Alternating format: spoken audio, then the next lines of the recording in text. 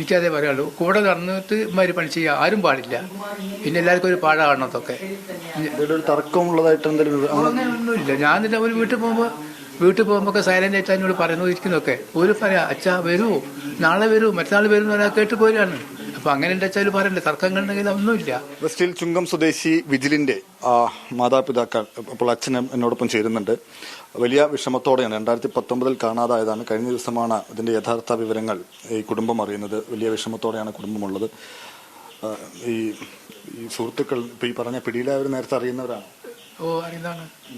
എൻ്റെ കൂടെ പഠിച്ചാണ്, സുഹൃത്തുക്കളാണ്, അത്രയും വലിയ ക്ലോസ് ഫ്രണ്ടാണ്. അവരാണ് ഇമാര് പഠിച്ചത്. ഇപ്പോഴും നമ്മളിപ്പോഴും അറിയുന്നത്. അപ്പോൾ ഇവനെ കാണാതെയായിട്ട് അവരെ വീട്ടിൽ പോയിട്ട് അന്വേഷിക്കാൻ വരെ ഞാൻ പോയിരുന്നു. എത്രയോ ദിവസങ്ങളുണ്ടോ? ഇല്ല അച്ഛാ, ഒരു പേരുമില്ല എന്നാണ് മറുപടി. പിന്നെ 2 ദിവസം കഴിഞ്ഞിട്ട് പിന്നെയും ചെല്ലും, എന്ത് പേരുണ്ടോ? ഇല്ല, ഒരു ഇങ്ങോട്ട് വരുന്നില്ല. ഒരു ഇവിടെ ഉള്ള സമയത്തൊക്കെ വന്ന് പോയതൊക്കെയാണ്.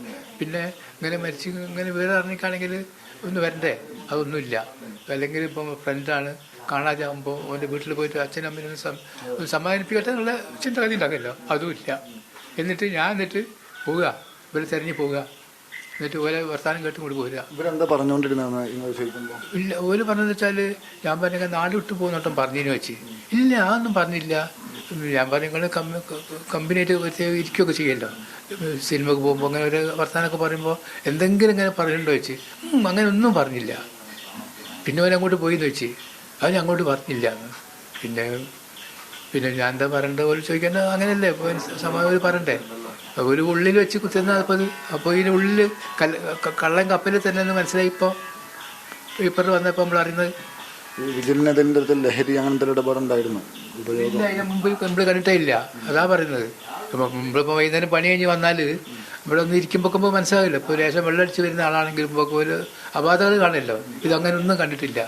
അപ്പോൾ ഇവിടെ വന്ന് സൈലൻ്റായിട്ട് ഇരിക്കൂ, ചിലപ്പം കുളിക്കൂ, എന്നിട്ട് രാത്രിയത്തുള്ള കഴിക്ക്, TV കണ്ട് ഇരുന്ന് പോയി കിടക്കൂ, നേരം വെളുത്ത് പിന്നെയും പോകും.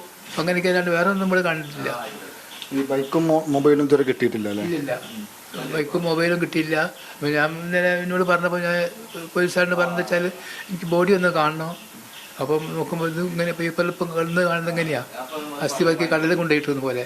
അപ്പോൾ ഞാൻ പറയുന്നത് എന്താ വെച്ചാൽ ഈ കുട്ടികൾ ഇവർ മാത്രമല്ല ഇതിലുള്ളത്, ഇതിന് പിന്നിൽ വേറെ ആരോ ഉണ്ട്. അല്ലാതെ ഇങ്ങനെയൊക്കെ നടക്കുമോ? എവിടെയോ കൊണ്ടുപോയിട്ട് അവിടുന്ന് 6 മാസം കഴിഞ്ഞിട്ട് എടുത്ത് പൊന്തിച്ചിട്ട് അസ്ഥി ബാക്കി കടലിൽ കൊണ്ട് താത്തുക. അപ്പോൾ ഇവർക്ക് ചെയ്യാൻ കഴിയുമോ എനിക്ക് തോന്നുന്നില്ല. ഒരു അബദ്ധത്തിൽ സംഭവിച്ചതാണത് അങ്ങനെ കരുതുന്നത്. സംഭവിച്ചാൽ ഒരു പോലീസ് പറയണ്ടേ ഇങ്ങനെ സംഭവിച്ചു പോയിക്കുന്നത്. അല്ലപ്പോൾ അതിനുള്ള നിർത്തൂടെ? ഈ 6 കൊല്ലം പേര് ഒളിപ്പിച്ച് നടക്കേണ്ട ആവശ്യമുണ്ടോ? അതിന് ശിക്ഷ കൊടുക്കാൻ വേണം, അല്ല വേണ്ടത്? ആര് കേട്ടതൊക്കെ പറയുള്ളൂ. എനിക്കതേ പറയുള്ളൂ. കൂടെ നടന്നിട്ട് ഇമാതിരി പണി ചെയ്യുക ആരും പാടില്ല. പിന്നെ എല്ലാവർക്കും ഒരു പാടാകണം അതൊക്കെ. തർക്കമുള്ളതായിട്ട് ഒന്നുമില്ല. ഞാൻ തന്നെ ഒരു വീട്ടിൽ പോകുമ്പോൾ ഒക്കെ സൈലന്റ് ആയിട്ട് അതിനോട് പറയുന്നു ഇരിക്കുന്നൊക്കെ. ഒരു പറയാ അച്ഛാ വരൂ, നാളെ വരൂ, മറ്റന്നാൾ വരും എന്ന് പറയാൻ കേട്ട് പോരാണ്. അപ്പം അങ്ങനെ വെച്ചാൽ പറയണ്ടേ, തർക്കങ്ങളുണ്ടെങ്കിൽ ഒന്നുമില്ല. ഇപ്പം വീട്ടിൽ താമസിക്കുന്നത് ഇവിടെയാണ്, തറമ്പാട്ടയാണ്. അവൻ്റെ വീട്ടിൽ പോകും. ചിലപ്പോൾ പോകുമ്പോൾ അന്ന് ഉണ്ടാവില്ല.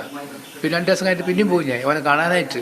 കാരണം നമുക്ക് മോനെ കാണാൻ ആഗ്രഹം കൊണ്ട് പോവുകയാണ്, അല്ലാതെ പോകുമല്ലോ. അങ്ങനെയൊക്കെ ഇനി എന്നിട്ടിപ്പോൾ ഒരു മറച്ച് വെച്ചിരിക്കുക, അതില്ല വല്ല ഒരു സാധാപം മറ്റേ ആദ്യം ഒരു തുറന്ന് പറയാൻ ഒന്നുമില്ല. ഒരു എന്താ വെച്ചാൽ നമ്മൾ ചെയ്യും. ഇതുപോലെ മറച്ച് വെച്ചില്ലേ. സ്വന്തം കൂടെ നടന്ന ഒരു ഫ്രണ്ട്സിനെ ഇമ്മാരി പണി ചെയ്തിട്ട് ഒരു ചെയ്താൽ ലെക്കറ, അതാണ് എനിക്ക് വല്ലാതെ. അപ്പോൾ ചേട്ടാ പറഞ്ഞു ഈ ബോഡിയും കാണണം, വണ്ടിയും വേണം. വണ്ടി പോകാനില്ല, എന്നാലും വണ്ടി നമുക്ക് ആഗ്രഹമല്ലേ, നമ്മൾ വാങ്ങിക്കൊടുത്ത വണ്ടിയാണല്ലോ. എന്തായാലും വലിയ ദുഃഖത്തോടെയാണ് ആ അച്ഛനുള്ളത്.